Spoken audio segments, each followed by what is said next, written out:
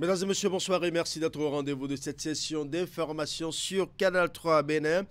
Dans une ambiance de mécontentement, les centrales et confédérations syndicales ont donné de la voix ce mercredi 1er mai 2024 à la Bourse du Travail pour informer les travailleurs sur les raisons de la marche empêchée le 27 avril dernier sur la cherté de la vie au Bénin. Et pendant ce temps, la Confédération syndicale des travailleurs du Bénin CSTB de Kassamampo, elle, n'a pu respecter l'itinéraire de sa marche prévue pour ce 1er mai. Le point dans un instant. Nous parlerons également de la 28e édition de la Journée africaine de la prévention des risques professionnels, célébrée ce mardi 30 avril à Porto Novo, une initiative de la Caisse nationale de sécurité sociale au profit des entreprises opérant dans le domaine de la santé et de la sécurité sociale, ainsi que les organisations d'employeurs et de travailleurs. En sport, nous ferons un zoom sur la 3e édition du tournoi de football interbancaire de la Festra Bank qui a livré son verdict final après 3 mois de compétition. Un tournoi qui a mis en compétition 12 équipes autour du cul rond dont le but est de consolider les liens de solidarité au sein de la communauté bancaire.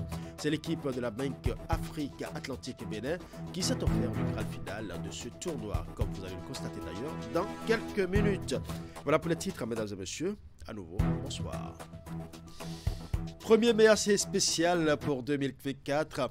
Ils se sont donné rendez-vous ce matin à la Bourse du Travail pour un meeting afin d'informer les travailleurs sur les raisons de la marche empêchée le 27 avril dernier dans une ambiance de mécontentement face à la cherté de la vie des travailleurs. Les centrales et confédérations syndicales ont donné de la voix ce mercredi 1er mai à la Bourse du Travail avec la CSA Bénin de Ansela Moussou, la CGTB de Moudachiro Bassabi, l'UNSTB de Apollinaire Afewe et la COSI Bénin de Noël Chadari. La Confédération syndicale des travailleurs du Bénin CSTB de Kassamampo, elle n'a pu respecter l'itinéraire de sa marche prévue. Je vous laisse suivre. Une ville de Cotonou sous pression avec la marche de protestation des centrales et confédérations syndicales ce mercredi 1er mai 2024. Les éléments de la police républicaine ont rendu inaccessible la place de l'Étoile Rouge où devrait se tenir la marche des travailleurs de la Confédération syndicale des travailleurs du Bénin de Kassamampo. Nous protestons contre l'interdiction de la marche et nous allons à la bourse du travail. Oui, mais nous allons à la bourse du travail pour tenir. Il y a un meeting à la bourse du travail. Il y a un meeting à la bourse du travail.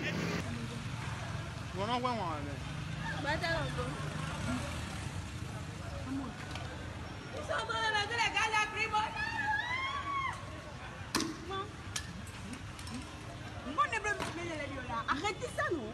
Les différentes voies d'accès, tenues comme une forteresse imprenable, ont effacé la circulation urbaine à l'Étoile Rouge et dans les environs. Les travailleurs de la CSTB déployés dans les environs de l'Étoile Rouge par groupe ont délocalisé la marche sur l'as Vodjek-Bégamin pour échouer à la Bourse du Travail. Dans leur élan, ils ont été interceptés par les éléments de la police républicaine.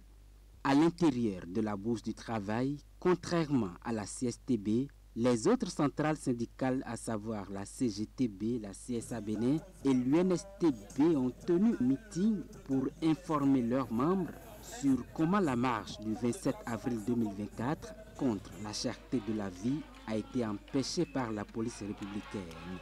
Dans une ambiance de dédicaces de musique visée, de cris, de frustration, les prises de parole se font enchaîner. Les responsables syndicaux fustigent l'attitude du préfet de littoral, Alain Orunla, qu'ils rendent coupable de troubles à l'ordre public. Le communiqué que vous avez vu sur les réseaux sociaux comme nous est apparu. Pour nous, ce communiqué est simplement la manifestation de l'irresponsabilité. Nous sommes ici pourquoi? Pourquoi est-ce qu'on voulait marcher? Pourquoi est-ce qu'on est ici? On a faim. C'est ça? Vous avez vraiment faim? Mais dites-le pas, on a? Alors, quand on a faim, on ne peut pas parler. On ne peut pas dire qu'on a faim. Bon, Minana Boya. Minana Boya.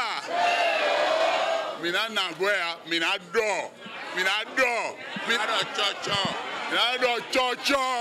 À la fin de ce meeting, les centrales et confédérations syndicales se donnent rendez-vous pour le 11 mai prochain pour une autre marche. Un autre face-à-face tendu entre police républicaine et travailleurs est donc en perspective. Voilà donc qui relance un bras de fer entre gouvernement et syndicats.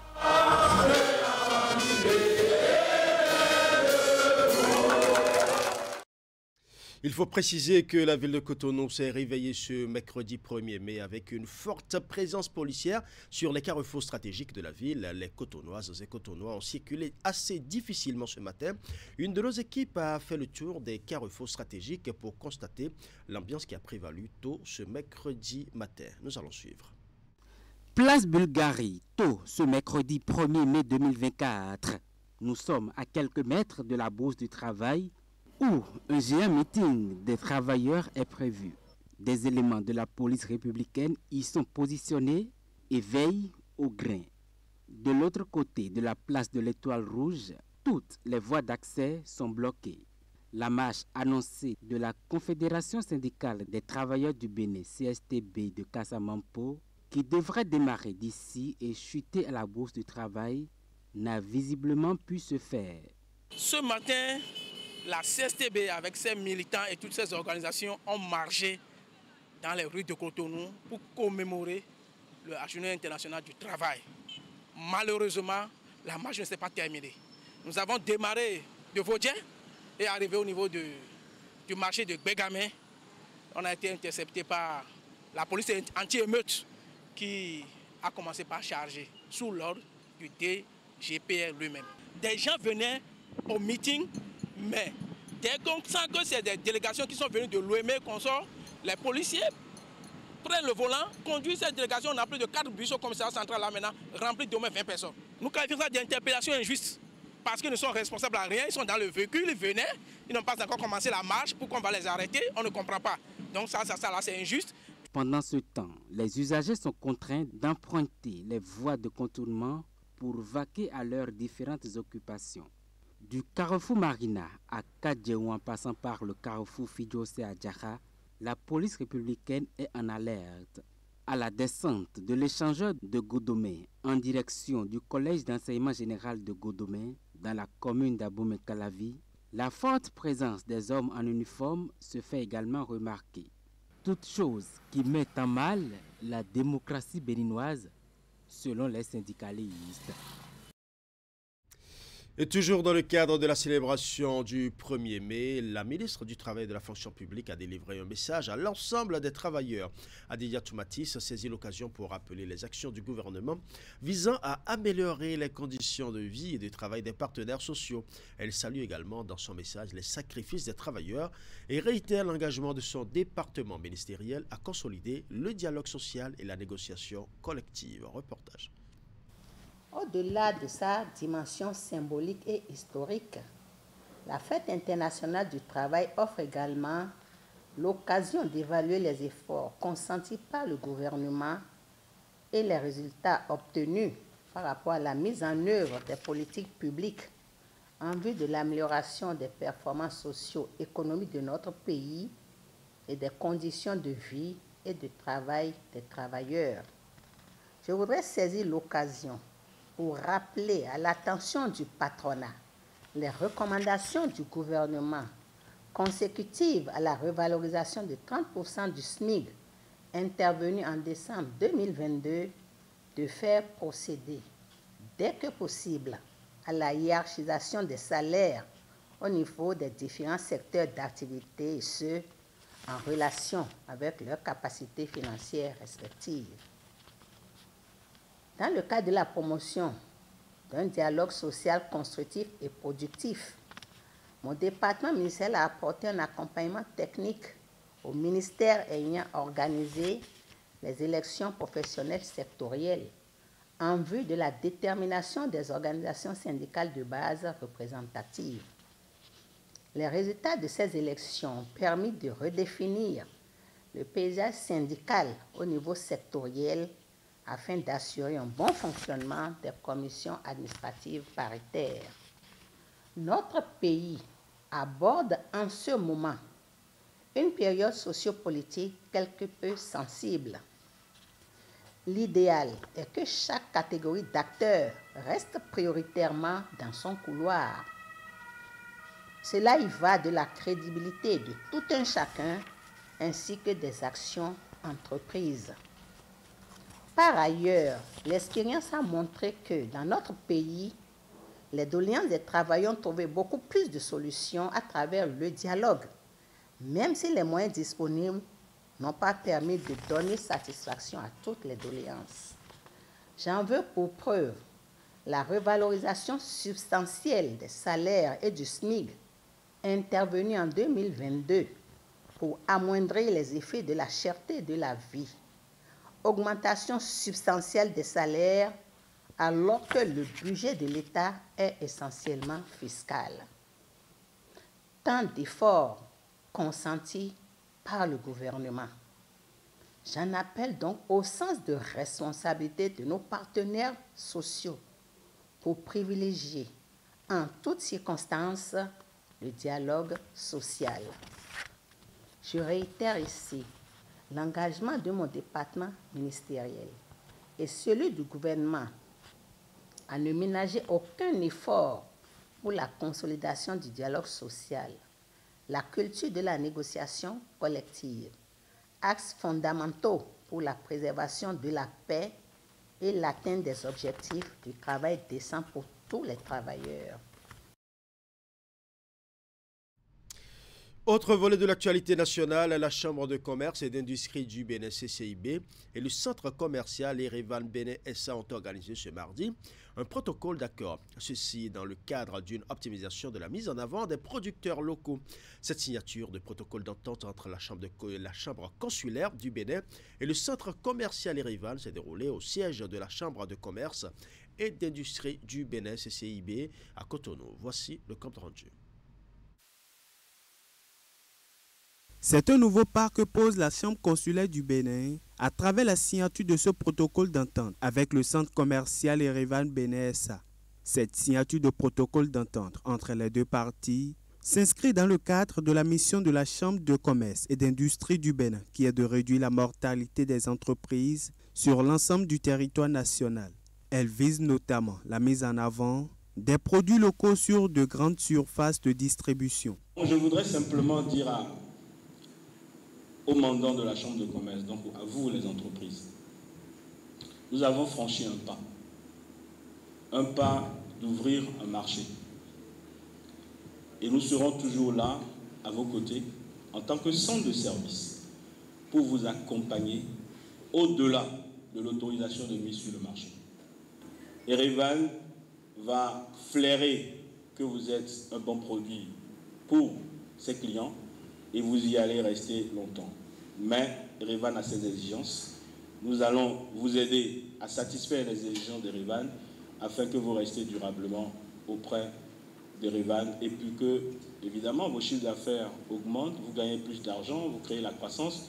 À travers la signature de cet accord avec la CCI Bénin, le centre commercial Yerevan Bénin SA vise à apporter sa contribution au développement de la filière locale en passant par la professionnalisation des producteurs locaux. Et ceci pour répondre non seulement aux exigences locales, mais aussi aux attentes et besoins des clients. Il est très important pour nous de donner les moyens à nos producteurs de pouvoir accéder à un niveau et à une qualité tout à fait conforme à ce qu'on peut rencontrer sur des produits d'importation et leur donner la possibilité d'être très compétitifs par rapport à tous ces produits d'importation. Donc l'enjeu, c'est vraiment de leur expliquer que certes, le chemin sera compliqué, sera difficile, mais il peut y avoir des choses qui seront très intéressantes en termes de vente et de commercialisation de leurs produits s'ils arrivent à faire le parcours de A à Z. C'est une opportunité qui est donc offerte aux fournisseurs locaux qui souhaitent se développer, d'accéder à la grande distribution et au commerce moderne, mais aussi de représenter dignement le savoir-faire béninois sur le marché. Sur initiative de l'Union postale universelle, des cadres des postes africaines venus de divers horizons sont en conclave à Cotonou. Pendant 72 heures, ils vont se pencher sur la comptabilité internationale, mesures pratiques et étapes dans le système postal international. La rencontre s'est ouverte ce mardi 30 avril 2024 à Cotonou. Reportage. Les cadres des postes africaines réactualisent leurs connaissances en matière de comptabilité internationale. La rencontre s'anime autour des mesures pratiques et étapes dans le système postal international. Pour mener à bien les 3 jours de formation, des experts ont été dépêchés par le Bureau international de l'Union postale universelle pour conduire les travaux. On a déjà fait cette même formation. En fait, c'était pour les pays africains anglophones. C'était au Caire. Je pense que ça s'est globalement bien passé. On va essayer que ça se passe bien aussi ici. C'est un atelier. L'idée, c'est ce qu'on voulait nous, c'est que ce soit convivial.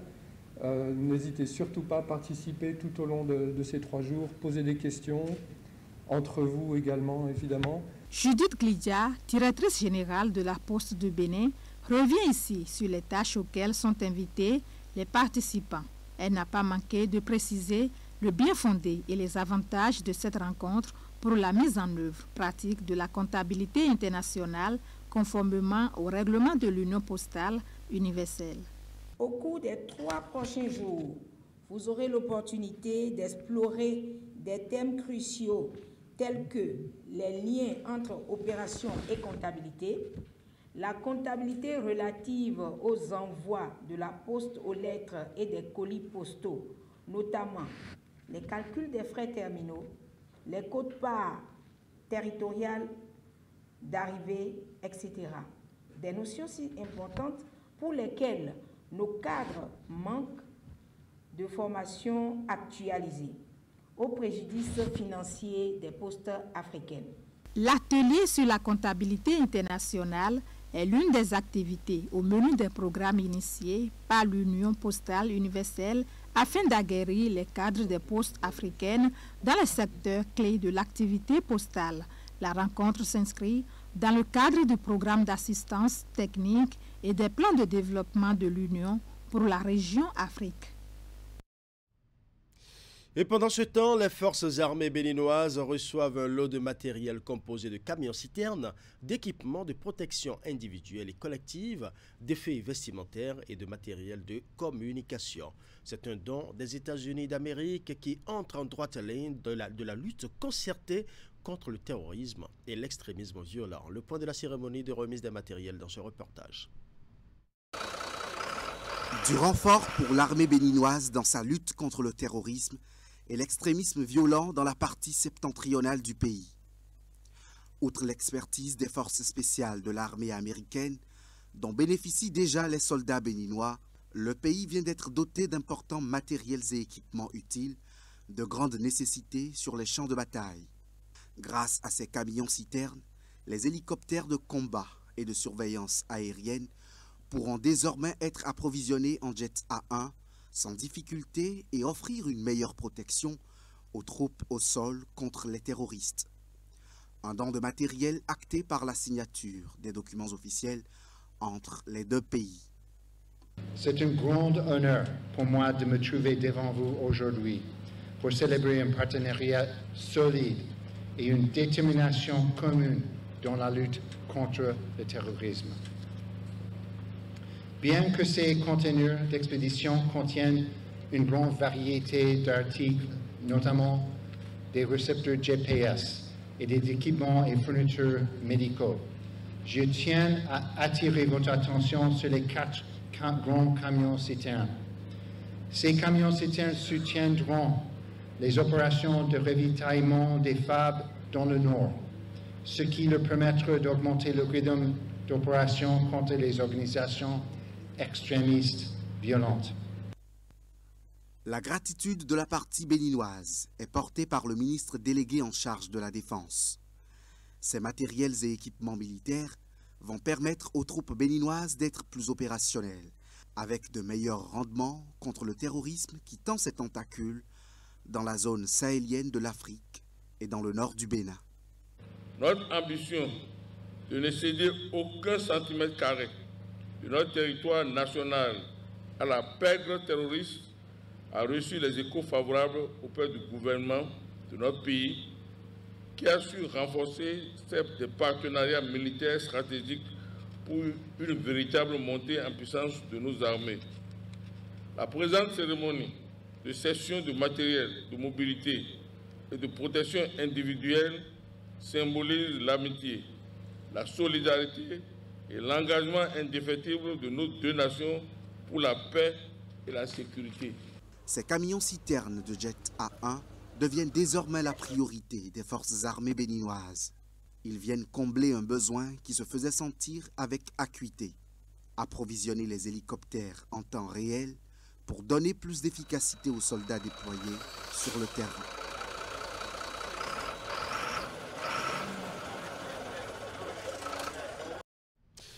Quelques semaines d'échanges avec les apprenants des cours moyens des écoles publiques et privées du département du Zou. L'activité a été lancée en fin de semaine dernière dans la commune de Covey. C'est une initiative du programme sectoriel de lutte contre le VIH-Sida, la tuberculose, le paludisme, les hépatites, les IST et autres épidémies du ministère des enseignements maternels et primaires. Les thématiques principales retenues pour les entretiens sont l'éducation sexuelle et la prévention de la sexualité précoce. Imet Hélène Mousso. Sensibilisation sur l'éducation sexuelle et la prévention de la sexualité précoce. L'initiative est orientée vers les apprenantes et apprenants des cours moyens des écoles publiques et privées. Elle se fonde sur certaines pratiques comportementales déviantes observées ces dernières années en milieu scolaire. Selon les statistiques relevées sur la période 2020-2023 dans le Zou, par les directions départementales des affaires sociales et de l'enseignement secondaire technique et de la formation professionnelle, 373 cas de grossesse précoce sont enregistrés chez les apprenants des collèges et lycées. Chers apprenants, c'est une opportunité pour vous, cette sensibilisation. Saisissez-la, écoutez attentivement la communication qui vous sera dite par les cadres du programme sectoriel de la lutte contre le sida, mandaté à cet effet. Les informations que vous entendrez serviront à vous prémunir contre les attaques des hommes harceleurs et à pouvoir maîtriser votre sexualité jusqu'à l'âge de maturité. Les questions de sexualité doivent préoccuper tout dirigeant parce qu'il s'agit des enfants d'aujourd'hui qui représentent l'avenir de demain. Le l'avenir de demain, c'est ceux-là. Donc nous avons l'obligation de les protéger, de leur dire ce qu'il faut faire, ce qu'il ne faut pas faire. Et je voudrais, compte tenu de l'évolution technologique, demander aux parents, aux leaders religieux, à tous décideurs, et à tous parents à la maison de prioriser le dialogue avec les enfants. Pour cette édition 2024, l'activité est officiellement lancée à Covey. Elle est portée par le programme sectoriel de lutte contre le VIH-Sida, la tuberculose, le paludisme, les hépatites, les IST et les épidémies en milieu scolaire du ministère des enseignements maternels et primaires. La mission du programme sectoriel étant essentiellement de lutter pour l'éradication des maladies ciblées par le programme, par l'éveil des consciences à la connaissance de ces maladies et la veille permanente dans le monde scolaire. Ainsi, les connaître revient à savoir leur origine, leur mode de transmission, leur évolution dans le temps, leur traitement et comment les éviter. La persistance du phénomène dans ce département est relative au manque de connaissances en matière de la santé sexuelle, à l'ignorance et à l'inapplication des textes de loi qui répriment les auteurs de cette grossesse. Il est donc à souhaiter qu'il y ait désormais une synergie d'action entre tous les acteurs sociaux afin de limiter les conséquences néfastes du phénomène sur la scolarisation des apprenants. Les hostilités ainsi lancées vont durer quelques semaines. Cette séance inaugurale a été l'occasion d'entretenir des centaines d'apprenants sur les règles d'hygiène corporelle, la gestion des menstrues et la conduite à tenir pour ne pas tomber dans les déviances sexuelles. Je l'ai annoncé en début d'édition, sous la houlette de la Caisse nationale de sécurité sociale, les entreprises opérant dans le domaine de la santé et de la sécurité sociale ainsi que les organisations d'employeurs et de travailleurs ont célébré ce mardi 20-30 avril à Porto Novo la 28e édition de la Journée africaine de la prévention des risques professionnels. Un rendez-vous de réflexion pour asseoir les stratégies devant contribuer à réduire le coût humain et économique des accidents de travail. Nous allons suivre. La journée africaine de prévention des risques professionnels est un rendez-vous que se donnent chaque année les acteurs de la prévention des risques professionnels et les entreprises afin de mettre en lumière l'importance de la sécurité et de la santé au travail. Cette 28e édition, organisée par la Caisse nationale de sécurité sociale, s'est déroulée autour du thème « La sécurité et la santé au travail dans les secteurs d'activité à fort potentiel de risque, défis et stratégies ». Selon l'Organisation internationale du travail, les secteurs à haut risque sont en Afrique l'agriculture, la construction, l'industrie extractive, le secteur manufacturier et les services de santé. Ces secteurs sont confrontés à une combinaison de risques physiques, chimiques, biologiques, ergonomiques et psychosociaux entraînant un nombre significatif d'accidents du travail. La présente journée permettra à l'ensemble des acteurs de poser le profil de ces secteurs, d'élaborer des stratégies de prévention pour chaque secteur à risque en tenant compte des spécificités locales, des ressources disponibles et des bonnes pratiques, d'évaluer l'efficacité des mesures de prévention déjà mises en œuvre en vue d'une amélioration continue de la sécurité et de la santé au travail. Pour le ministère du Travail, la célébration de cette journée et les réflexions qu'elle occasionne se justifient amplement au regard des statistiques en matière d'accidents de travail et de maladies professionnelles dans les secteurs d'activité dits à fort potentiel de risque. Sur la période de 2021 à 2023, par exemple, en dépit des actions de prévention déployées par la Caisse nationale de sécurité sociale et les ONG spécialisées dont je salue l'engagement aux côtés du service public qu'est la sécurité sociale, le nombre total d'accidents enregistrés est passé de 1230 à 1554. Quant au nombre de décès, il a évolué de 13 cas en 2021 et 15 en 2022 et 2023. Distingués invités, mesdames et messieurs, ces chiffres démontrent à suffisance la nécessité d'engager des actions hardies pour faire face aux problèmes, d'où évidemment le thème de cette année qui vient à point nommé et traduit l'existence d'énormes défis à relever dans le monde du travail et plus spécifiquement dans ces secteurs d'activité. Sur la base des réflexions et recommandations qui seront issues de la célébration de cette journée africaine des préventions de risques, il pourra être mis en place des stratégies pour réduire de manière significative le coût humain et économique des accidents de travail. En sport, la 3e édition du tournoi de football interbancaire de la Festra Bank a livré son verdict final après 4 mois de compétition. C'est l'équipe de la Banque Atlantique Bénin qui s'est offert le Graal de ce tournoi. Un tournoi qui a mis en compétition 12 équipes autour du cul-rang dont le but est de consolider les liens de solidarité au sein de la communauté bancaire. La finale de cette compétition s'est déroulée ce mercredi 1er mai 2024 au centre Elite Sport de PK14, c'est dans la commune d'Abomey-Calavi. Joie débordante pour les joueurs de la Banque Atlantique Bénin, BABN et leur 12e homme. Ils viennent ainsi de détrôner l'équipe de la CAGD qui a détenu le trophée du tournoi de football interbancaire de la Festra Bank pendant 2 ans. La finale de cette 3e édition de ce tournoi interbancaire oppose 2 équipes qui s'étaient déjà affrontées lors de la phase des groupes. La formation de la CACD, tenant du titre, avec 2 Graals à son actif, habillés en blanc, et celle de la Banque Atlantique Bénin, BABN, vertu d'un maillot orange taché de blanc.